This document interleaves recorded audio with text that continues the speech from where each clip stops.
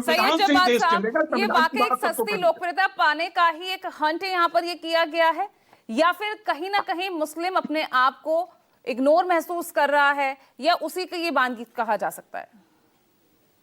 जी पूजा, बहुत बहुत धन्यवाद आखिर में वक्त देने के लिए। मैं शुक्रगुजार हूं आपका, और सभी को मेरा जय हिंद, जय संविधान। बात का आगाज एक शेर से करता हूं कि वो कत्ल भी करते हैं तो चर्चा नहीं होता, वो कत्ल भी करते हैं तो चर्चा नहीं होता, हम आह भी करते हैं तो हो जाते हैं बदनाम। देखिए, मौलाना महमूद मदनी साहब ने जो बातें कही हैं वो दिल का दर्द बयान कर रहे हैं, और आज पूरे हिंदुस्तान के अंदर जो बातें हो रही हैं उनके ऊपर उन्होंने चिंता व्यक्त करी है। क्या ये नहीं कहना चाहिए? पहली चीज, जो आपने सेंटेंस चलाया है, छोटी सी बाइट चलाई है, पूरा वाक्य उन्होंने ये कह रखा है, और वो इंटरनेशनल लेवल पर संदेश दे रहे थे, खास तौर पे जो मुस्लिम मुबालिक कंट्रीज हैं, जो गाजा के अंदर जुल्म जाती हो रही है, वहां पर जो मुस्लिम रियासतें हैं उनके ऊपर इस वक्त जिहाद उनको फर्ज लग रहा है।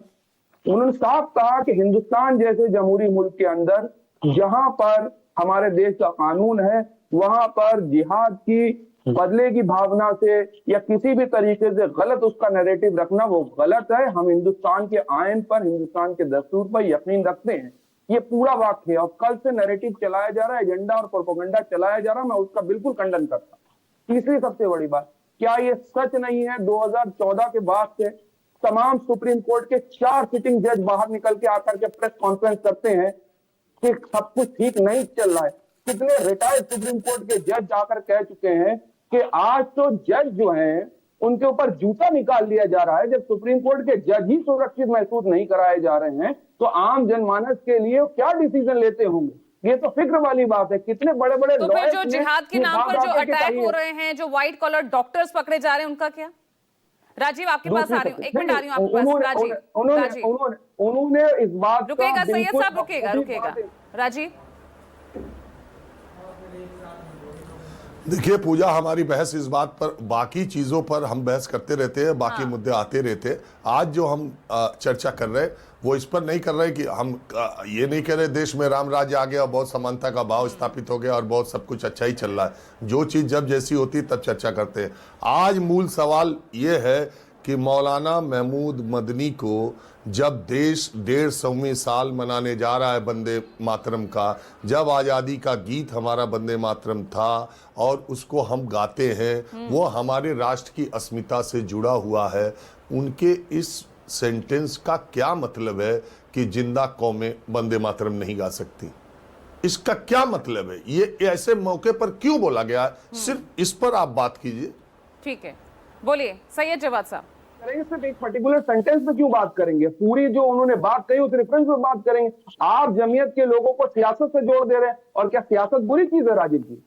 क्या सियासत इस देश के अंदर जिंदा कौमें ही सियासत करती हैं? मुर्दा लोग तो बस कानून बजाते हैं आकर के, जो चाहे बजा दिया, जो लोग जिस मानसिकता के होते हैं उनके ऊपर एक थोप दिया और वो वही गाने लगते। ऐसा नहीं हो सकता ना मुल्क के अंदर। क्या मैं जय हिंद कह रहा हूं? नहीं तो आप क्या मदनी के बयान को, आप मदनी साहब के बयान को आप ठीक ठहरा रहे हैं क्या सैयद जवाद साहब? मैं क्या कहना चाह रहे हैं आप? उनके दिल की जो तकलीफ है, जो दुख है, यहाँ पर माइनॉरिटी आप तो दिल की तकलीफ को बयां करने के लिए आप अपने राष्ट्रीय गीत पर आप सवाल उठाएंगे? दिल की तकलीफ को बयान करने के लिए आप सुप्रीम कोर्ट को घेरेंगे? नहीं, सवाल उठाने की बात ही नहीं है। आपके लिए जिहाद के मतलब कुछ और होंगे, दूसरे के लिए जिहाद के मतलब कुछ और होंगे। आपने किस कॉन्टेक्स्ट में लिया वो आपकी मानसिकता दर्शाता है। आप तो बवल्ला करने में माहिर हैं। आप चाहते नहीं है कि देश, क्या ये बात सच नहीं है कि बड़ी बड़ी इंटरनेशनल रिलीजियस फंड की जो है रिपोर्ट्स आ चुकी हैं, यूएस की रिपोर्ट है, यहाँ की अकलियतों के साथ क्या हो रहा है, ठीक है, एक में आप कंक्लूजन राजीव, तमाम तरीके से टारगेट नहीं किया जा रहा है यहाँ पर मुसलमानों को। राजीव जी बताइए आप कि ये जो बड़ी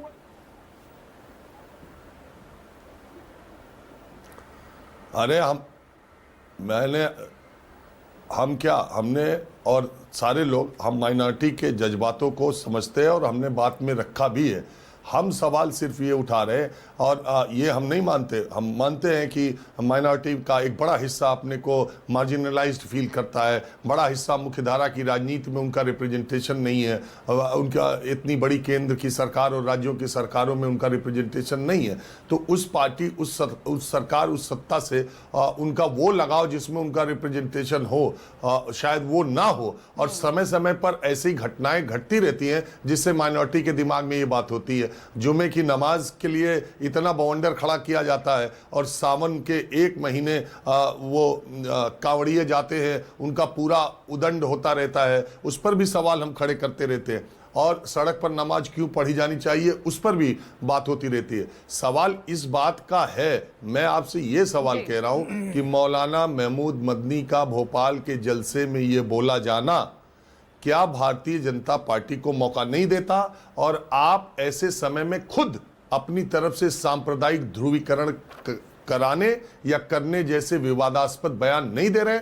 और दूसरी तरफ आप लोग उनके समर्थन में खड़े होकर, वंदे मातरम कोई आज का गीत नहीं है, 1875 का है, और मैं बहुत इतिहास में नहीं जाता, उसको लेकर विवाद पहले हुआ हो ऐसा, ना हुआ हो ऐसा भी नहीं है। मुस्लिम लीग ने उसका विरोध भी किया था, लेकिन उसका रास्ता निकाल करके उसके दो उस शुरू के जहां धर्म का जिक्र ना हो, फिर इसको रखा गया था। और फिर बार बार समय समय पर आप उसको उठा करके एक सांप्रदायिक ध्रुवीकरण का अपनी तरफ से कोशिश नहीं करते। ये बयान उस तरह से न देखा जाए। जवाब दीजिए नाजिम खान, मैं चाहूंगी आप जवाब दीजिए प्लीज। हाँ देखिए, राजीव रंजन रखते हैं जिस तरह से यहाँ पर सैयद जवाद साहब कह रहे हैं उनकी बातों से। हाँ देखिए, मैं राजीव रंजन भाई की बातों पे भी पूर्ण सहमत हूँ, क्योंकि उन्होंने कहा कि मुस्लिम रिप्रेजेंट के बारे में उन्होंने बहुत अच्छी बात है कि देश के अंदर होना चाहिए, नहीं हो पा रहा। ये भी देश के अंदर क्यों नहीं हो पा रहा, ये तो केंद्र सरकार बताएगी। और देखिए, जवाद भाई ने बिल्कुल सही कहा है। जवाद भाई ने कहा है कि देखिए, मौलाना साहब ने जो कहा है वो आज का जो कौम का दर्द है उसको लेकर कहा, लेकिन हम लोग सुप्रीम कोर्ट का सम्मान करते हैं और देखिए राष्ट्रगीत का हम सम्मान करते हैं। अब बात आती है यहां पर कि मुल्क जब आजाद होने से पहले वंदे मातरम गाया जाता था, क्योंकि अंग्रेजों को भगाने के लिए वो जिंदा कौम थी, सारे सबने मिलजुल कर, हिंदू हो या मुसलमान हो, सबने उस गीत को गाया क्यों? अंग्रेजों को घुटने पे टिकाने के लिए। और देखिए, हमारे यही इदारे हैं जहां से हमने फांसी के फंदे चूमते चले आए थे। हमारे अपने उलेमाओं ने कितने फंदे चूमे थे, लाखों फंदे चूमे थे और अंग्रेजों को घुटने पे टिका दिया था। ये वही उलेमा है, ये वही इदारे हैं जहां से हम लोगों ने इस मुल्क को आजाद कराने के लिए अपने शहादतें दी। और जब यहां पर सवाल निशान आ जाता कि लव जिहाद का, यहां पर क्वेश्चन मार्क आ जाता लैंड जिहाद का, यहां पर क्वेश्चन मार्क आ जाता है थूक जिहाद का। अब लव जिहाद का मतलब तो यह होता है कि जहां मुस्लिम लड़का होता है, हिंदू लड़की होती है, तो उसको तुरंत टारगेट कर दिया जाता है कि यहां पर लव जिहाद होता है। लेकिन जब मुस्लिम लड़की होती है, हुआ ना हाल ही में, हाँ सुन तो लीजिए, आपने